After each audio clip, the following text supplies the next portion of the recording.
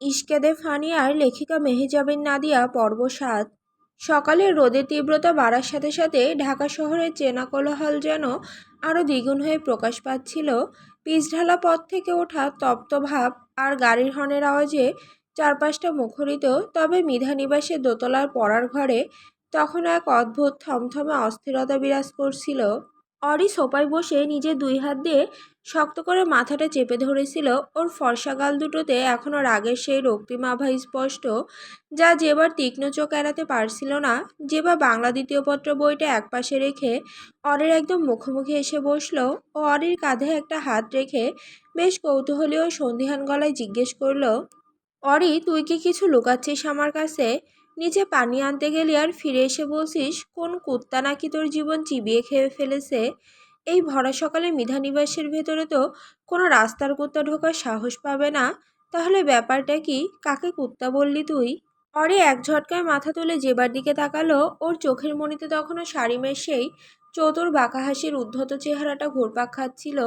সে খুব ভালো করে জানে জেবাকে যদি এখন সত্যটা বলা হয় যে শারিম আসলে ওর স্বামী এবং সেই বাড়ির পালিত মেয়ে নয়, বরং আরিশান মৃধার একমাত্র ছেলের বউ, তবে জেবা আর এক সেকেন্ডও শান্ত থাকবে না। ও বকবক করতে করতে অরির পুরো মাথাটাই চিবিয়ে খেয়ে ফেলবে। তাছাড়া শারিমের সেই মারাত্মক ব্ল্যাকমেলের কথা মনে পড়তেই অরির বুকের ভেতরটা আবার ভয়ে কেঁপে উঠল।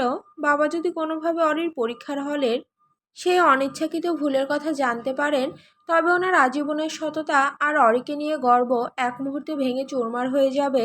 অরি নিজেকে সামলে নিয়ে নিজের গলার স্বরটা যতটা সম্ভব স্বাভাবিক করার চেষ্টা করলো। ও একটা কৃত্রিম দীর্ঘশ্বাস ফেলে বলল, ধুর বোকা, কিছু না। আসলে সারা রাত এক ফোঁটা না ঘুমিয়ে টানা পড়ার কারণে আমার মগজের কোষগুলো মনে হয় ঠিকঠাক কাজ করছে না। ক্লান্তি থেকে হ্যালুসিনেশন হচ্ছে রে। তাই কি বলতে কি বলে ফেলেছি তা নিজেও জানি না। তুই শুধু শুধু চিন্তা করছিস দেবা। যে অরির মুখের দিকে কয়েক সেকেন্ড তীক্ষ্ণ দৃষ্টিতে তাকিয়ে রইল। ও অরিকে চেনে। ও স্পষ্ট বুঝতে পারছিল অরি কিছু একটা লুকাচ্ছে, কিন্তু পরীক্ষার এই মোক্ষম সময়ে ও আর বান্ধবীকে বেশি ঘাটাইতে চাইল না। জেবা সোফা থেকে উঠে দাঁড়িয়ে একটা লম্বা হাই তুলে বলল, আচ্ছা বাবা, ঠিক আছে, তোর এই কুত্তা কাহিনীর রহস্য না হয় পরেই শুনবো। এখন তাড়াতাড়ি কর, ঘড়িতে 9টা বাজতে চললো। 9:30টার মধ্যে আমাদের কলেজে পৌঁছাতে হবে। সময় মতো পরীক্ষার হলে না ঢুকতে পারলে কিন্তু ইনভিজিলেটর স্যাররা আর গেট খুলে ভেতরে ঢুকতে দেবে না। হ্যাঁ চল, তৈরি হয়ে নি। অরি টেবিল থেকে নিজের হ্যান্ড নোট আর কলমের ব্যাগটা তুলে নিতে নিতে বলল। ওরা দুজনে খুব দ্রুত নিজেদের কলেজের ইউনিফর্মটা পরে নিল। অরি আয়নার সামনে দাঁড়িয়ে নিজের অবাধ্য চুলগুলো একটা ক্লিপ দিয়ে শক্ত করে আটকে নিল। চোখের ওপর সেই গোল্ড রিডিং গ্লাসটা ভালো করে চেপে ধরে ও একটা দীর্ঘশ্বাস ফেলল। মনে মনে আল্লাহর কাছে প্রার্থনা করল, আজকের পরীক্ষাটা যেন অন্তত কোনো ঝামেলা ছাড়াই শান্তিতে শেষ হয়। ওরা দুজনে যখন দোতলা থেকে সিঁড়ি দিয়ে নিচে নামছিল, অরির চোখ তখন অবচেতনভাবেই ড্রয়িং রুমের সোফাগুলোর দিকে চলে গেল। বুকের ভেতরটা কেমন যেন ঢিপ ঢিপ করছিল, কিন্তু সেখানে এখন আর কেউ ছিল না। শারিম বা ওর পিয়ে আলভি কারো কোনো চিহ্নই সেখানে নেই। পুরো ড্রয়িং রুমটা একদম শান্ত পরিচ্ছন্ন। অরি মনে মনে একটা স্বস্তির নিঃশ্বাস ফেলল। যাক, লোকটা তাহলে চলে গেছে। ও জেবাকে নিয়ে দ্রুত পায়ে বাড়ির মেইন গেটের দিকে এগিয়ে গেল। অরি আর জেবা দুজনে মিলে ধীরগতিতে এগিয়ে একটা খালি রিক্সা ডেকে নিল। রিক্সাটি মেইন রোড ধরে কলেজের উদ্দেশ্যে চলতে শুরু করলো। সকালের বাতাসটা একটু গরম হলেও বেশ ফুরফুরে ছিল। জেবা ওর স্বভাবসুলভ বকবকানি শুরু করে দিল। ও রাস্তার ধারে দোকানগুলোর দিকে তাকিয়ে বলতে লাগলো, দোস্ত, আজকের পরীক্ষাটা শেষ হলেই কিন্তু আমার মাথা থেকে এক মস্ত বড় বোঝা নেমে যাবে। এই কঠিন কঠিন ব্যাকরণগুলো আমার মাথাকে পুরো লণ্ডভণ্ড করে দিচ্ছে। অরি শুধু মৃদু হাসলো ও জেবার কথার পিঠে কোনো মন্তব্য করলো না। ওর মন তখন আজকের পরীক্ষার সম্ভাব্য প্রশ্ন আর সকালের এই অনাকাঙ্ক্ষিত ঘটনা নিয়ে দ্বন্দ্বে লিপ্ত ছিল। মেইন রোডের এক নির্জন কোণায় দাঁড়িয়েছিল একটি কুচকুচে কালো জিপ গাড়ি। গাড়ির চালকের আসনে বসা ছিল রাফান, যার একদিকের গাল তখনও সামান্য ফোলা আর পেছনের সিটে দুই পা ছড়িয়ে আয়েশি ভঙ্গিতে বসে আছে আফিম। ওর চোখে সেই চিরচেনা লম্পট হিংস্র মাদকতাময় চাহনি। আফিম নিজের হাতের সিগারেট অনবরত টানছিল আর ধোঁয়াগুলো জানালা দিয়ে বাইরে ছাড়ছিল। রাফান হঠাৎ করে রোডের দিকে এগিয়ে আসা একটি রিক্সা দেখতে পেল। রিকশার ভেতরে বসা দুই তরুণীকে চেনা মাত্রই তার চোখ দুটো চকচক করে উঠল। সে উত্তেজিত গলায় পেছনের দিকে তাকিয়ে বলে উঠল, আফিম ভাই, ওই যে দেখুন ওই শালীরা রিকশায় করে এদিকে আসতে, এদের মধ্যে ডান পাশের ওই চশমা পরা মাগিটাই কালকে সবার সামনে আমার গায়ে হাত তুলেছিল, আমাকে থাপ্পড় মেরেছিল। পাশের মেয়েটা ওর বান্ধবী হবে হয়তো। আফিম হাতের সিগারেট একপাশে সরিয়ে নিয়ে জানালা দিয়ে বাইরে তাকালো। সকালের কড়া রোদের আলোয় অরির সেই শান্ত স্নিগ্ধ অবয়বটা দেখা মাত্রই আফিমের চোখের মণিতে যেন এক পৈশাসিক লালসার দাবানল জ্বলে উঠল। আফিমের জীবনে সে বহু খোলামেলা আধুনিক ও আবেদনময়ী সুন্দরী নারী দেখেছে, তবে অরির সেই আকাশি রঙের কলেজের ড্রেস থাকা নিষ্পাপ, মার্জিত ও সাধারণ রূপ যেন সেসবের চেয়ে হাজার গুণ বেশি সম্মোহনী। অরিশে পিঠ সমান লম্বা বাদামি চুল, যা বাতাসের দোলায় আলতো করে ওর ফর্সা গালে এসে পড়ছিল। চোখে রিডিং গ্লাসের আড়ালের সেই হরিণীর মতো টানা টানা চোখ, সব কিছু দেখে আফিম এক মুহূর্তের জন্য পুরোপুরি স্তব্ধ হয়ে গেল। ওর ভেতরের কামনার রাক্ষসটা এক সেকেন্ডে জেগে উঠল। ও নিজের শুকনো ঠোঁটটা জিভ দিয়ে চাটতে চাটতে কামুক গলায় বলল, উফ রাফাইন না, তুই তো এই মালটার রূপের কিছুই বর্ণনা করতে পারিসনি রে। এটা তো আস্ত একটা অপার্থিব হুড়পড়ি। এর শরীরের এই নিষ্পাপ পবিত্র সুবাস তো দূর থেকে আমার ভেতরের রক্তে আগুন ধরিয়ে দিচ্ছে। এই মেয়েটাকে আমার চাই চাই। এর এই তেজি রূপটা আমি নিজের বিছানায় পিষে ফেলবো। আফিম এক মুহূর্ত নষ্ট করলো না, ও জিপের দরজাটা এক ঝটকায় খুলে নিচে নামলো। ওর পেছনে রাফান এবং ওর দলের আরও 4-5 জন সশস্ত্র গুন্ডার দলবল নিয়ে অরিদের রিকশাটার দিকে এগিয়ে গেল এবং মাঝ রাস্তায় রিকশার গতিপথ রোধ করে দাঁড়ালো। আফিম এবং ওর সন্ত্রাসী সাঙ্গপাঙ্গতে দেখা মাত্রই রিকশাওয়ালা ভয়ে কাঁপতে কাঁপতে রিকশা ব্রেক করলো।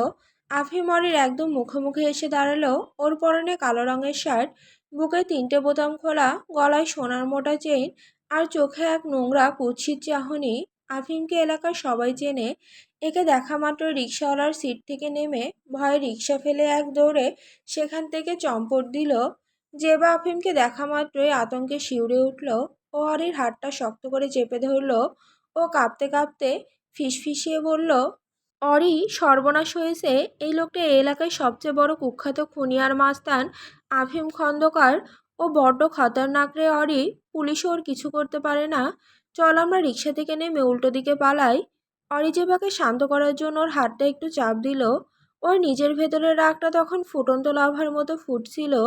কালকে সেই রাফানের ঘটনার পর আজ আবার ওর দলের প্রধান খোদ এখানে এসে পথ আটকেছে। অরি রিক্সা থেকে নেমে সোজা হয়ে দাঁড়ালো। ও নিজের চোখ দুটো শক্ত করে আফিমের চোখের দিকে তাকালো। ওর চোখে কোনো ভয়ের লেশমাত্র ছিল না, ছিল কেবল তীব্র জমাটবদ্ধ বিরক্ত আর ঘৃণা। আফিম অরির আরও এক কদম কাছাকাছি এসে ওর শরীরে সুবাস নেওয়ার ভঙ্গি করল। সে অরির আপাদমস্তক নিজের নোংরা দৃষ্টি দিয়ে মেপে নিয়ে অত্যন্ত কুৎসিত গলায় হেসে বলল, কি অবস্থা সুন্দরী, কালকে আমার দলের ছেলের গায়ে হাত তোলার সাহস দেখিয়েছ? তোমার এই নরম ফর্সা হাত দুটোর তেজ তো বড্ড বেশি দেখছি। তা আফিম খন্দকারের নাম তো নিশ্চয়ই শুনেছ, নাকি শোনোনি? এই শহরে লিখিত রাজা আমি। রাজার প্রজাদের সাথে এমন বেয়াদবি করতে নেই মনি। রাফান পাশ থেকে দাঁত কেলিয়ে বলল, আফিম ভাই, কালকে এই মাগিটা বড্ড লাফাইছিল, আজকে ওর সব তেজ একদম জল বানাই দেন। অরি চিবুক শক্ত করে রাফানের দিকে তাকিয়ে বলল, মুখ সামলে কথা বলবি লম্পটের দল, রাস্তার জঞ্জল রাস্তায় থাক, আমাদের পথ ছাড়। আফিম শব্দ করে হেসে উঠল, সেই হাসিতে এক পৈশাসিক উল্লাস। ও অরির গ্লাসের দিকে আঙুল তাক করে বলল, আহা, রাগলে তো তোমাকে আরো সুন্দর লাগে হুড়পড়ি। শোনো মেয়ে, আমার বিছানায় একবার এলে তোমার এই রূপের তেজ আমি এক রাতে এমনভাবে ঠান্ডা করে দেব যে তুমি নিজেই সারা জীবন আমার দাসী হয়ে থাকার ভিক্ষা চাইবে জান। আফিমের এই চরম নোংরা, অশ্লীল আর কুৎসিত কথাগুলো অরির কান দিয়ে মগজে পৌঁছাতে ওর ভেতরের সমস্ত ধৈর্য, ভদ্রতা আর সংস্কারের বাঁধ এক সেকেন্ডে চূর্ণবিচূর্ণ হয়ে গেল। ও নিজের বাবার সেই শান্তির উপদেশের কথা এই মুহূর্তে সম্পূর্ণ ভুলে গেল। এই ধরনের পৈশাসিক জানোয়ারের সামনে ভদ্রতা দেখানো মানে নিজের আত্মসম্মানকে জ্যান্ত কবর দেওয়া।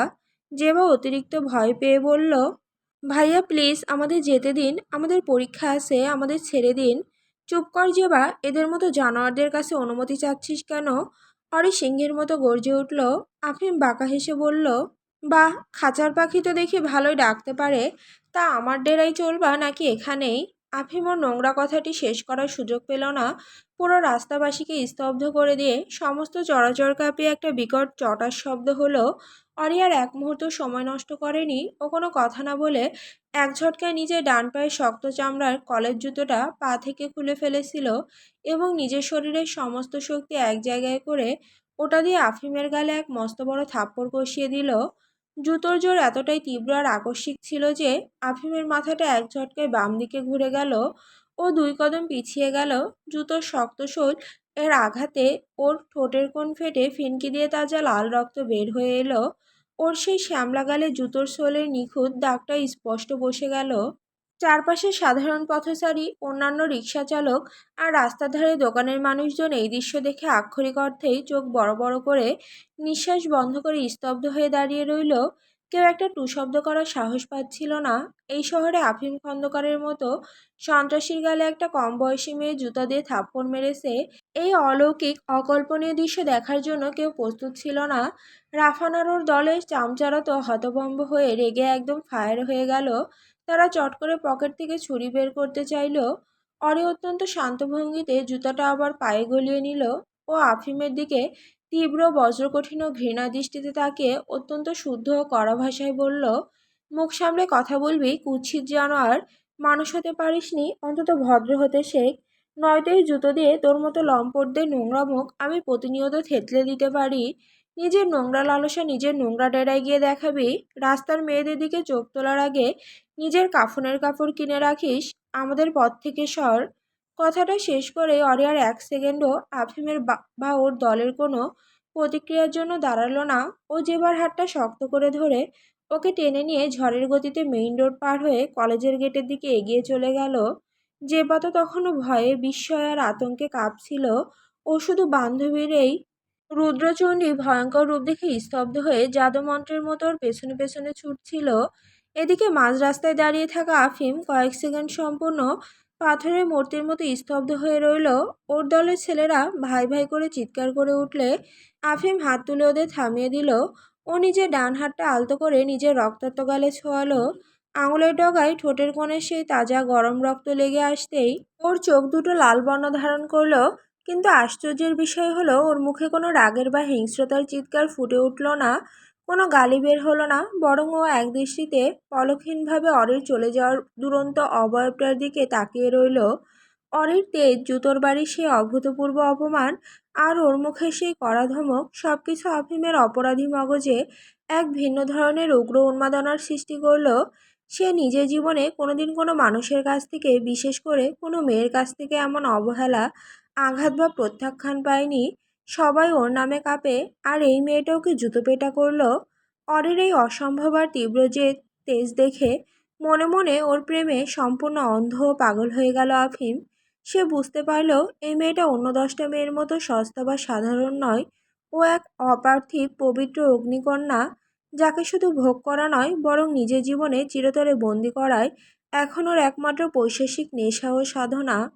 ঠিক তখনই রাফান পরিস্থিতি সামাল দেওয়ার জন্য নিজের দাপটের অনুগত্য দেখাতে চাইল। সে আফিমের পাশে এসে অত্যন্ত নোংরা ও বাজে ভাষায় অরিকে উদ্দেশ্য করে বলতে লাগলো, আফিম ভাই, এই শালি মাগির এত বড় সাহস, ও আপনাকে জুতো দিয়ে মারলো। এই মাগিটাকে আমি আজ রাতেই তুলে নিয়ে আসবো আপনার ডেরায়। ওর এই ফর্সা শরীরের চামড়া আমি নিজের হাতে টেনে ছিঁড়ে ফেলবো। আপনি শুধু হুকুম দেন ভাই। রাফানের মুখ থেকে অরি সম্পর্কে সেই নোংরা ও অপবিত্র শব্দটা শেষ হওয়ার আগেই যেন এক বন্য রক্তাক্ত চিতাবাঘ রাফানের উপর ঝাঁপিয়ে পড়ল। আফিম এক ঝটকায় রাফানের শার্টের কলার আর গলাটা নিজে দুই হাত দিয়ে খপ করে ধরে ফেলল। ওর চোখের মণিতে তখন এক পৈশাসিক খুনে হিংস্রতা। আফিম রাফানের গলা চেপে ধরে নিজের সমস্ত শক্তি দিয়ে ওকে পিচঢালা রাস্তার মাঝখানে সশব্দে আছাড় মেরে মাটিতে শুইয়ে দিল। ভাই, মারছেন কেন? আমি তো ওই শালির। রাফান ব্যথায় আর তীব্র আতঙ্কে চিৎকার করে উঠল। কিন্তু আফিম থামল না। ও নিজের জুতো পরা ভারী পাটা সরাসরি রাফানের মুখের ওপর এবং মাথায় চেপে ধরল। নিজের পায়ের তলায় রাফানের মাথাটা শক্ত করে পিষে দিতে দিতে রাগান্বিত কণ্ঠে চিৎকার করে বলল, মুখ সামলে কথা বলবি শুয়োরের বাচ্চা। ও পবিত্র, ও আমার হুড়পড়ি। ওর সম্পর্কে যদি আর একটা অপবিত্র, নোংরা বা সস্তা শব্দ তোর এই মুখ থেকে বের হয়, তবে তোকে আমি এই রাস্তার মাঝখানেই জ্যান্ত পুঁতে ফেলবো। মনে রাখিস ও শুধু আফিম খন্দকারের, ও আমার রানী। আফিমের এই আচমকা উগ্র ও ভয়ঙ্কর রূপ দেখে ওর দলের বাকি চামচারা ভয়ে 3 ফুট পিছিয়ে গেল। তারা কিছুতেই বুঝতে পারছিল না আফিম ভাই নিজে জুতোর বাড়ি খাওয়ার পর কেন নিজের বিশ্বস্ত লোকের ওপরে এমন বন্য পৈশাসিকতায় মেতে উঠেছে। রাফান মাটিতে পড়ে যন্ত্রণায় ছটফট করতে লাগলো। ওর মুখ দিয়ে তখন লালা আর রক্ত বের হচ্ছিল। আফিম ওর মাথা থেকে পাটা সরিয়ে নিল। নিজের প্যান্টের পকেট থেকে একটি সাদা রুমাল বের করে ঠোঁটের কোণের রক্তটা আলতো করে মুছল। ও আবার অরির চলে যাওয়ার সেই দূর সীমানার দিকে তাকালো, যেখানে অরি ততক্ষণে কলেজের গেটের ভেতরে ঢুকে অদৃশ্য হয়ে গেছে। আফিমের ঠোঁটের কোণে এবার এক তীব্র উন্মাদ ও পাগল প্রেমিকের হাসি ফুটে উঠল। ও নিজের মনে বিড়বিড় করে বলতে লাগলো, তীব্র দেশ, মারাত্মক সৌন্দর্য, তোমার এই জুতোর বাড়ির দাগ আমি আমার গালে সারা জীবন যত্ন করে রেখে দেব। আমার হুড়পড়ি, তোমাকে আমার চাইই চাই, তবে এবার কোনো জোর জুলুম বা খাটানো নয়। তোমাকে আমি আমার এই পৈশাসিক প্রেমের সাগরে ডুবিয়ে ভালোবেসে নিজের করে নেব। তুমি শুধু আমার। আফিমার এক মুহূর্ত সেখানে দাঁড়ালো না। ও নিজের জিপ গাড়ির দিকে ধীর দম্পিত পায়ে হেঁটে গেল। আর ওর দলের লোকেরা তখন কাঁপতে কাঁপতে রাফানকে মাটি থেকে টেনে তুলতে ব্যস্ত হয়ে পড়ল। পুরো এলাকা জুড়ে তখন এক অদ্ভুত নীরবতা বিরাজ করছিল। মৃধা নিবাসের সুপরিসর এবং রাজকীয় শয়নকক্ষে এক অদ্ভুত নীরবতা বিরাজ করছিল। জানালার ভারী সিল্কের পর্দাগুলো আংশিক টানা, যার আড়াল থেকে আসা দুপুরের তপ্ত আলো ঘরে আসবাবপত্রের ওপর এক ধরনের মায়াবী ছায়ার সৃষ্টি করেছে। বিশাল কিং সাইজ বেডের একপাশে হেলান দিয়ে বসেছিল শারিম, ডান হাতটি সাদা ব্যান্ডেজে মোড়ানো, যা ওর সুঠাম অবয়বে এক ধরনের ক্লান্ত অথচ ধারালো আভিজাত্য ফুটিয়ে তুলেছে। ওর বাঁ হাতেতে থাকা কাচের গ্লাসে বরফ কুচি দেওয়া ঠান্ডা পানি, যা ও অলস ভঙ্গিতে নাড়ছিল। বরফের টুংটাং শব্দটা ঘরের নিস্তব্ধতা ভাঙার চেষ্টা করছিল বারবার। সোফার এক কোণে অপরাধীর মতো মাথা নিচু করে দাঁড়িয়েছিল আলভি। আলভির পরনে ফর্মাল শার্ট, কপালে বিন্দু বিন্দু ঘাম জমছে। ঘরের ভেতরে এয়ার কন্ডিশনারের ঠান্ডা বাতাসও ওর ভেতরে ভয় এবং উত্তেজনাকে প্রশমিত করতে পারছিল না। ও খুব ভালো করেই চেনে ওর এই খ্যাপাটে বসকে। কখন যে কার কপালে কোন শনি ডেকে আনেন তা স্বয়ং বিধাতাই ভালো জানেন। সারিম গ্লাসের শেষ চুমুকটা দিয়ে ওটা ধপ করে পাশের সাইড টেবিলে রাখলো। ওর সেই তীক্ষ্ণ গাঢ় চোখের মণি দুটো এবার সরাসরি আলভির মুখের ওপর স্থির হলো। ও নিজের অবাধ্য চুলগুলো বাম হাত দিয়ে একটু পেছনের দিকে ঠেলে অত্যন্ত গম্ভীর কণ্ঠে ডাকলো, আলভি। আলভি এক লাফে সোজা হয়ে দাঁড়িয়ে আমতা আমতা করে বলল, জি জি বস, বলুন, কোনো আদেশ। সারেন বিছানা থেকে নিজের দীর্ঘ ও সুঠাম শরীরটা নিয়ে অত্যন্ত চটপটে ভঙ্গিতে নেমে দাঁড়ালো। ওর পরনে নেভি ব্লু কালারের লিলেন শার্ট, যার উপরে দুটো বোতাম খোলা। ও আলভির দিকে এক কদম এগিয়ে এসে সোজা নিজের হাত ঘড়ির দিকে তাকালো। ঘড়ির কাঁটা তখন দুপুর 12টা বেজে 45 মিনিট সুই সুই করছে। শারিমের ঠোঁটের কোণে সেই চিরচেনা চতুর ও বাঁকা হাসিটা আবার ফুটে উঠল। ও অত্যন্ত শান্ত কিন্তু ধীর গলায় বলল, গাড়ি বের করো, চন্দ্রিমার পরীক্ষা কেন্দ্রে যাব। আমার বউকে রিসিভ করে নিয়ে আসার দায়িত্বটা তো আইনত এবং নৈতিকভাবে আমারই, তাই না? শারিমের মুখে এই কথাটি শোনা মাত্রই আলভির চোখ দুটো আক্ষরিক অর্থে কপালে উঠে গেল। ও নিজের কানকে বিশ্বাস করতে পারছিল না। ও হাঁ করে বসের দিকে তাকিয়ে রইল, যেন এই একমাত্র শুনল যে স্বর্গের কোনো দেবতা মর্তে এসে রিক্সা চালাবেন। আলভি নিজের মাথা চুলকাতে চুলকাতে অত্যন্ত অবিশ্বাস্য গলায় বলল, অ্যাঁ বস, আপনি এই অবস্থায়, এই ভাঙা হাত আর অসুস্থ শরীর নিয়ে পরীক্ষা কেন্দ্রে যাবেন? তাও আবার ম্যামকে রিসিভ করতে? আপনি কি ভুলে যাচ্ছেন আপনি দেশের বর্তমান শিক্ষামন্ত্রী? আপনার একটা আলাদা প্রোটোকল আছে, আপনার একটা বিশাল সম্মান আছে। আপনি যদি হুট করে কোনো গার্লস কলেজের সামনে গিয়ে নিজের বইয়ের জন্য অপেক্ষা করতে শুরু করেন, তবে তো মিডিয়া আর আমজনতা আপনাকে প্রশ্ন করে গিলে খাবে। তাছাড়া শারিম আলভিকে ওর কথা শেষ করার সুযোগ দিল না। ও নিজের জল করার চোখ দুটো আলভির মুখের ওপর এনে অত্যন্ত ঠান্ডা অথচ বিপজ্জনক গলায় বলল, চুপ করো আলভি, তোমার এই অতিরিক্ত জ্ঞান বিতরণ আমার একদম পছন্দ হচ্ছে না। আমি খুব ভালো করেই জানি আমি কে, কিন্তু তার চেয়েও বড় সত্য হলো আমি আরিশান মিধার ছেলে এবং চন্দ্রিমা ওরফে অরির বিবাহিত স্বামী। তুমি কি সকালের ওই দৃশ্যটা খেয়াল করনি? আমার ওই দুধশুভ্র হরিণীটার রূপ কতটা মারাত্মক সুন্দর। এই জগৎ সংসারে লম্পট আর শকুনদের তো অভাব নেই। আমার অমন সুন্দর বউটার ওপর যদি বাইরের কোনো ছোট লোকের বা ফালতু মানুষের নজর চলে যায়, তবে সেই চোখ দুটো আমি নিজের হাতে উপড়ে ফেলবো, তার চেয়ে অনেক ভালো নিজের সম্পত্তি আগে থেকেই নিজের পাহারায় রাখা। আমার বউকে আমি গিয়ে নিয়ে আসবো, এতে লজ্জার কি আছে? আলভি নিজের কপালে হাত দিয়ে একটা দীর্ঘশ্বাস ফেলে মনে মনে বলল, হাই রে খবিশ বেটা, নিজের বিয়ের কথা দুনিয়ার কাছ থেকে লুকায় রাখছে, আবার এখন মজনুর মতো প্রেম উতলায় উঠছে। কপাল আমার ভাঙা, না হলে এই পরীর পাশে আজকে আমি থাকতাম। তবে মুখে অত্যন্ত বিনীত হয়ে বলল, কিন্তু স্যার, আপনার সিকিউরিটি, আপনার বাবা ওরফে স্বরাষ্ট্রমন্ত্রী মহোদয় যদি জানতে পারেন আপনি এই অবস্থায় প্রোটোকল ছাড়া বাইরে গেছেন, তবে উনি ওনার স্পেশাল ফোর্স দিয়ে আমার চামড়া তুলে নেবে। আপনি এখনো পুরোপুরি সুস্থ নন, আপনার ডান হাতের ক্ষতটা। আলভি, আমি তোমাকে গাড়ি বের করতে বলেছি, তর্ক করতে বলিনি। শারিমের গলার স্বর এবার এক ধাক্কায় বেশ কয়েক ধাপ উঁচুতে উঠে গেল। ঘরের বাতাস যেন ওর সেই পুরুষালী কণ্ঠের ভারে থমকে গেল। আমার সুস্থতা নিয়ে তোমাকে ভাবতে হবে না, so don't waste my time, just get the car ready. বসের এই চূড়ান্ত সিদ্ধান্তের সামনে আলভির আর কোনো কথা বলার সাহস রইল না। ও দ্রুত মাথা নিচু করে ঘর থেকে বেরিয়ে গেল গাড়ি প্রস্তুত করতে। শারিম আয়নার সামনে গিয়ে দাঁড়ালো, নিজের বাহাত দিয়ে শার্টের কলারটা একটু ঠিক করে ও আয়নায় নিজের প্রতিচ্ছবি দেখল। ওর চোখে প্রেমিকের চাউনি। নিজের মনে নিজে বিড়বিড় করে বলছে, আজকে তোমাকে আমি আমার এই ভালোবাসার জালে বন্দি করেই ছাড়বো চন্দ্রিমা। তুমি যতই পালাও, এই শারীর মিধার বুক ছাড়া তোমার আর কোনো আশ্রয় নেই। দুপুর 1টা বেজে 15 মিনিট, গার্লস কলেজের মেইন গেটের সামনে তখন উপচে পড়া ভিড়। অভিভাবক, সাধারণ পথচারী আর হরেক রকমের যানবাহনের কোলাহলে চারপাশটা একদম মুখরিত। ঠিক তখনই কলেজের ঠিক সামনের রাস্তায় এক কোণে এসে থামলো সেই কুচকুচে কালো প্রাডো গাড়িটি। গাড়ির কালো কাচের আড়ালে বসে শারীম বাইরে তাকিয়েছিল। ও লক্ষ্য করলো ঠিক কলেজের মেইন গেটের সামনের রাস্তার একটা মস্ত বড় অংশ জুড়ে কাদা পানি এক হয়ে আছে। আসলে মেইন রোডের পাশে থাকা ওয়াশার একটি বড় মোটরের পাইপ ফেটে সকাল থেকে অনবরত নোংরা পানি বের হচ্ছিল, যার পরে পুরো পিচ ঢালা রাস্তাটা এখন ঘোলাটে নোংরা কাদা পানিতে তলিয়ে গেছে। পরীক্ষার্থীরা একে একে হল থেকে বের হতে শুরু করেছে। সবার মুখেই পরীক্ষা শেষের ক্লান্তি আর বাড়ি ফেরার তাড়া। কিন্তু গেটের সামনের ওই বিশাল কাদা পানির হ্রদ দেখে অনেক মেয়ে বিরক্ত হয়ে ড্রেস কুঁচকে স্যান্ডেল হাতে নিয়ে পার হওয়ার চেষ্টা করছে। ঠিক তখনই শারীমের চোখ গেল গেটের ঠিক মাঝখানে। আকাশি রঙের ইউনিফর্ম পরা অরি আর ওর পাশে থাকা জেবা ধীর পায়ে হেঁটে গেটের দিকে আসছিল। অরির চোখে সেই গোল রিডিং গ্লাস, হাতে ফাইল। রোদ থেকে বাঁচার জন্য ও নিজের বাঁ হাতটা কপালের ওপর আলতো করে ধরে রেখেছে। রোদ লেগে ওর ফর্সা মুখটা সামান্য লালচে হয়ে গেছে, যা দূর থেকে দেখতে কোনো রক্তিম গোলাপের মতো লাগছিল। শারীন চট করে গাড়ির দরজা খুলতে গেল। আলভি পাশ থেকে চিৎকার করে উঠল, বস বস, কি করছেন কি? বাইরে তাকিয়ে দেখুন পুরো রাস্তা কাদায় মাখামাখি। আর ওই দেখুন কিছু স্থানীয় সাংবাদিক আর মিডিয়া লাইভ কভারেজের জন্য ঘোরাঘুরি করছে। আপনাকে এই অবস্থায় দেখলে কেলেঙ্কারি হয়ে যাবে। শারীম আলভির কথায় কোনো উত্তর দিল না। ওর চোখ তখন শুধু চন্ডিমার ওই ফর্সা সুন্দর পা দুটোর দিকে।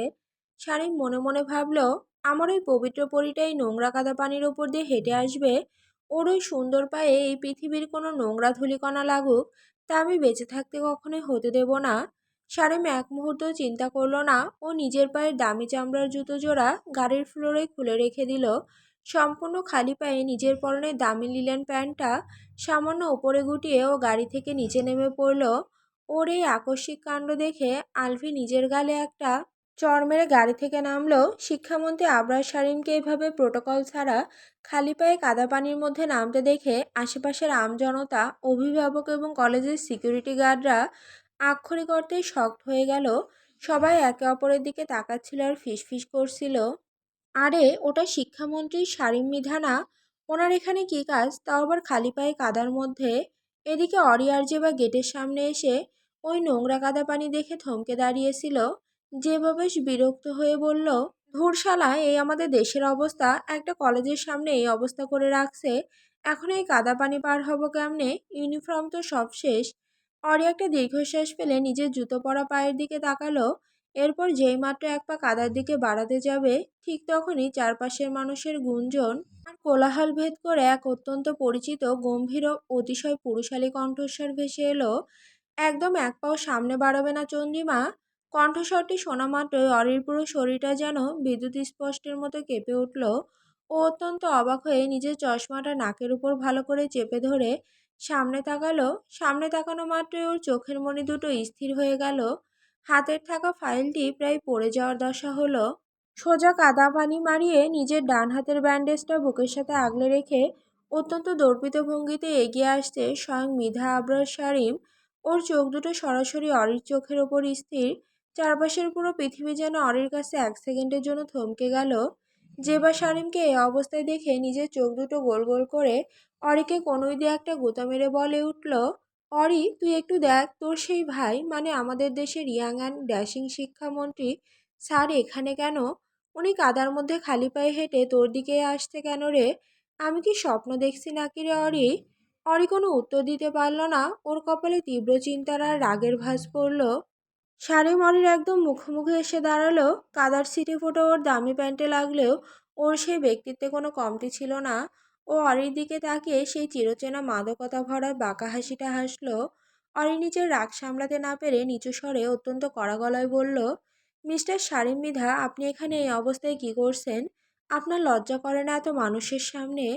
শাড়িমর কোনো কথা তোয়াক্কা করলো না। ও অরিকে আরো এক দফা চড়ক অবাক করে দিয়ে নিজের বাহাত দিয়ে এক ঝটকায় অরির পা থেকে কলের জুতো দুটো খুলে ফেলল। অরি কিছু বুঝে ওঠার আগেই শারীন নিজের ব্যান্ডেজ করা ডান হাতটাতে কোনো মতে অরির জুতো দুটো শক্ত করে ধরে ওর সেই শক্তিশালী ও সুটাম বাহাতটা অরির কোমর আর পায়ের নিচে গলিয়ে দিল এবং এক সেকেন্ডের ভগ্নাংশের মধ্যে পুরো কলেজ প্রাঙ্গণ আর রাস্তাবাসীকে তীব্র ধাক্কা দিয়ে শাড়িমরিকে নিজের পাঁজকোলে করে কোলে তুলে নিল। আক! অরি লজ্জায় আর চরম বিস্ময়ে একটা ছোট চিৎকার দিয়ে উঠল। নিজের ভারসাম্য সামলাতে ও অবচেতনভাবেই শারীমের চওড়া কাদার গলাটা নিজের দুই হাত দিয়ে শক্ত করে আঁকড়ে ধরল। কি করছেন আপনি? ছাড়ুন আমাকে, সবাই দেখছে। মরে যাব আমি লজ্জায়, ছাড়ুন বলছি। অরি শারীমের বুকের মধ্যে ছটফট করতে করতে অত্যন্ত নিচু কিন্তু রাগত গলায় ফিসফিসিয়ে বলল। ওর ফর্সা গাল দুটো লজ্জায় আর চরম রাগে এক মুহূর্তে টকটকে লাল হয়ে জবা ফুলের মতো হয়ে গেল। ওর হার্টবিট প্রতি মিনিটে 200 বার কাঁপছিল। শাড়িমরিকে নিজের বুকের সাথে আরো শক্ত করে চেপে ধরল। ওর ফর্সা কপালে অরির চুলের সুবাস লাগতে ও এক পরম তৃপ্তির শ্বাস নিল। ও অরির কানের কাছে নিজের মুখটা এনে অত্যন্ত নিচু গভীর গলায় ফিসফিসিয়ে বলল, একদম চুপচাপ শান্ত হয়ে থাকো বউ। আমাকে শক্ত করে ধরে রাখো। তোমার এই সুন্দর নিষ্পাপ পা দুটোতে এই নোংরা পৃথিবীর কাদা লাগুক তা আমি সইতে পারবো না। তুমি শুধু আমার বুকে মুখ লুকিয়ে রাখো, বাকিটা আমি দেখছি। এদিকে এই অভূতপূর্ব অলৌকিক আর চরম রোমান্টিক দৃশ্য দেখে পাশে দাঁড়িয়ে থাকা জেবা যেন আক্ষরিক অর্থে একটা জীবন্ত পাথরের মূর্তি হয়ে গেল। ওর মুখটা হা হয়ে এত বড় হলো যে ওটার ভেতরে একটা আস্ত একটা পোল্ট্রি মুরগি ঢুকে যেতে পারত। পেছনে দাঁড়িয়ে থাকা আলভি নিজের কপালে বাম হাত দিয়ে থাপ্পড় মেরে বলল, সব শেষ। বসের এই উতলানো প্রেমের চক্করে আজকে মিডিয়ায় আমার চাকরি আর সম্মান দুইটাই কয়লা হয়ে যাবে। শাড়ি অত্যন্ত দর্পিত পায়ে অরিকে কোলে নিয়ে কাদা পানি পার হতে শুরু করলো।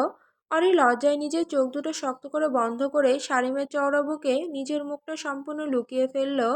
শারিমের বুকের পুরুষালী সুবাস আর ওর হৃৎপিণ্ডের তীব্র ধকধক শব্দটা অরিকে কেমন যেন এক অদ্ভুত মায়ে অবশ করে দিচ্ছিল। ও কিছুতেই নিজেকে ছাড়িয়ে নিতে পারছিল না। ঠিক তখনই এই ঐতিহাসিক কাণ্ড দেখে দূর থেকে একদল স্থানীয় সাংবাদিক তাদের ক্যামেরার বোম নিয়ে ঝড়ের গতিতে কাদা পানি মারিয়ে শারীমের পথ আটকে দাঁড়ালো। ক্যামেরার ফ্ল্যাশ লাইটগুলো অনবরত অরি আর শারীমের মুখের ওপর জ্বলতে আর নিভতে লাগলো। একজন অতি উৎসুক সাংবাদিক নিজের বোমটা শারীমের মুখের সামনে বাড়িয়ে দিয়ে অত্যন্ত উত্তেজিত গলায় জিজ্ঞেস করলো, মাননীয় শিক্ষামন্ত্রী মহোদয়, আপনার কোলে থাকা এই সাধারণ কলেজের ইউনিফর্ম পরা মেয়েটি আসলে কে হয় আপনার? ওনার সাথে আপনার সম্পর্কটা কি? অনুগ্রহ করে দেশবাসীকে কিছু বলুন। সাংবাদিকের এই আকস্মিক ও ফালতু চিল্লানি শুনে শারীমের এতক্ষণে রোমান্টিক ও শান্ত মুডটা এক সেকেন্ডে এক ভয়ঙ্কর রক্তাক্ত চিতার মতো রূপ ধারণ করলো। ওর চোখের মণিতে এক খুনে চাহনি ফুটে উঠল। ও বুঝতে পারলো এই বেয়াদব মিডিয়াগুলো ওর চন্ডিমার নিষ্পাপ ছবি তুলে পুরো দেশের সামনে নিয়ে আসবে।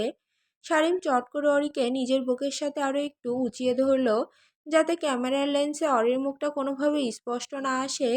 ও অরির কানের কাছে অত্যন্ত কড়া কিন্তু সতর্ক গলায় বলল, চন্দ্রিমা একদম মুখ তুলবে না। আমার বুকে নিজের মুখটা সম্পূর্ণ লুকিয়ে রাখো। এই বেয়াদব শালার সাংবাদিকরা তোমার ছবি তুলে আমার ব্যক্তিগত সম্পত্তি পুরো দেশের সামনে দেখিয়ে দিতে চাইছে। Just hide your face. অরি লোকটার এমন অদ্ভুত মালিকানা সূচক কথা শুনে আর রাগে নিজের দাঁতে দাঁত চাপলো। কিন্তু সাংবাদিকদের ক্যামেরার হাত থেকে বাঁচতেও নিজের মুখটা শারিমের শার্টের কাপড়ের ভেতরে আরো শক্ত করে গুজে দিল।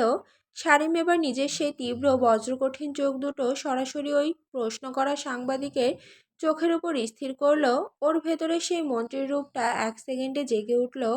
ও অত্যন্ত কর্কশ, রাগান্বিত কড়া ভাষায় সাংবাদিকদের উদ্দেশ্যে বলল, মুখ সামলে কথা বলুন, চোখ নামিয়ে কথা বলুন। আপনারা কি অন্ধ? দেখতে পাচ্ছেন না ও আমার কে হয়? একজন পুরুষ নিজের সমস্ত সম্মান আর শক্তি দিয়ে নিজের হাত ঘায়েলা অবস্থায় কাকে এভাবে বুকে আঁকড়ে রাখে? ও আমার বিবাহিত স্ত্রী, আমার আইনত বউ।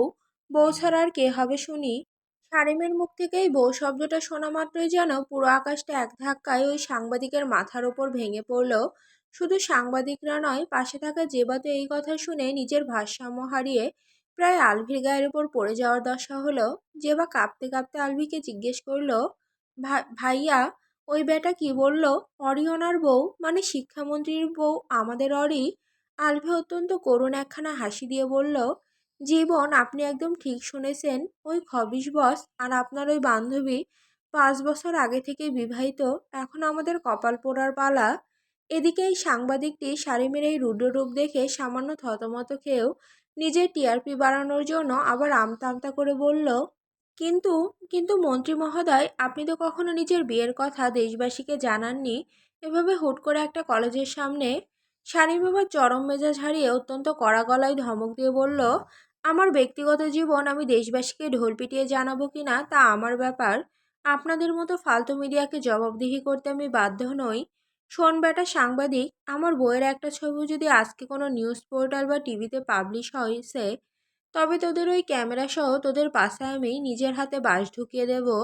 মৃধা আবরার শারিমের ক্ষমতা তোরা এখনো ভালো করে দেখিসনি। একদম আমার পথ থেকে সর, নয়তো এখানেই তোদের ক্যারিয়ার ধ্বংস করে দেব। মন্ত্রীর মুখ থেকে এমন চরম ও ভয়ঙ্কর হুমকি শুনে সাংবাদিকদের দল ভয়ে 3 ফুট পিছিয়ে গেল। ক্যামেরাম্যানরা চট করে নিজেদের ক্যামেরার লেন্স নিজের দিকে নামিয়ে ফেলল। কেউ আর একটা শব্দ করার সাহস পেল না। শারিমের সেই খুনে চাহনি দেখে সবাই বুঝতে পারল এই লোকটা যা বলেছে তা সত্যি সত্যি করে ছাড়বে। শারিম আর এক মুহূর্ত সেখানে দাঁড়ালো না। ও অত্যন্ত দর্পিত দীর্ঘ পায়ে কাদা পানি মারিয়ে সোজা গিয়ে নিজের প্রাডো গাড়ির সামনে দাঁড়ালো। আলভি দ্রুত এগিয়ে এসে গাড়ির পেছনের দরজাটা এক ঝটকায় খুলে দিল। শারিম অত্যন্ত সাবধানে, যেন কোনো কাচের তৈরি দামি পুতুল রাখছে, অমন ভঙ্গিতে অরিকে গাড়ির পেছনের নরম সিটের ওপর বসিয়ে দিল। অরি সিটে বসা মাত্রই এক ঝটকায় শারিমের কাঁধ থেকে নিজের হাত দুটো সরিয়ে নিল। ওর বুকটা তখনও রাগে আর লজ্জায় অনবরত কাঁপছিল। ও নিজের গ্লাসটা ঠিক করতে করতে জানালার দিকে মুখ ঘুরিয়ে রইল। শারিম নিজে গাড়ির ভেতরে ঢোকার আগে বাইরে দাঁড়িয়ে থাকে জেবার দিকে তাকালো। জেবা তখন ওই বউ শব্দের ঘরের মধ্যে হাবুডুবু খাচ্ছিল। ওর মাথা কাজ করছিল না। শারিম অত্যন্ত গম্ভীর গলায় জেবাকে বলল, জেবা, গাড়ির ভেতরে এসো। জেবা জাদুমন্ত্রের মতো মাথা নেড়ে বলল, জি জি ভাইয়া। আলভি পাশ থেকে জেবাকে উদ্দেশ্য করে বেশ রসালো ভঙ্গিতে বলল, আসুন ভাবির বান্ধবী সায়রা বানু, বসের এই প্রেমের ঘরের মধ্যে আপনিও গাড়িতে এসে বসুন। আমাদের কপালে আজকে আরও অনেক নাটক আছে। জেবার কোনো কথা না বলে দ্রুত গিয়ে গাড়ির পেছনের সিটে অরির পাশে বসলো। আলভি ড্রাইভিং সিটে বসে এক ঝটকায় গাড়ির ইঞ্জিন স্টার্ট দিল। কালো প্রাডো গাড়িটি তীব্র গতিতে কলেজের সেই কাদা পানি আর মানুষের ভিড় মারিয়ে মেইন রোডের দিকে ছুটে চলল। গাড়ির ভেতরের পরিবেশটা তখন এক অদ্ভুত থমথমে উত্তেজনায় রূপ নিয়েছিল। শারীন পেছনের সিটে অরির একদম মুখোমুখি বসে নিজের বাম হাত দিয়ে চিবুক ঠেকিয়ে এক দৃষ্টিতে অরির সেই রাগী ফর্সা মুখের দিকে তাকিয়েছিল। ওর ঠোঁটের কোণে তখনও সেই চতুর বিজয়ীর হাসি স্পষ্ট ফুটিয়ে তুলছিল। আর অরি শুধু জানালার বাইরে তাকিয়ে নিজের অবাধ্য চোখের রাগটাকে সামলানোর চেষ্টা করছিল। গাড়ির পেছনের সিটে শুরু হওয়া সেই অখণ্ড নীরবতা গেট পার হয়ে মৃধানিবাসে এসে থামা পর্যন্ত এক চুলও নড়ল না। পুরোটা পথ অরি জানালার বাইরে চোখ রেখে বসেছিল, যেন বাইরে ছুটে চলা চেনা শহরটা এখন এই ব্রহ্মাণ্ডের সবচেয়ে আকর্ষণীয় দৃশ্য। শারিম অবশ্য সেই সুযোগ খুব একটা দেয়নি।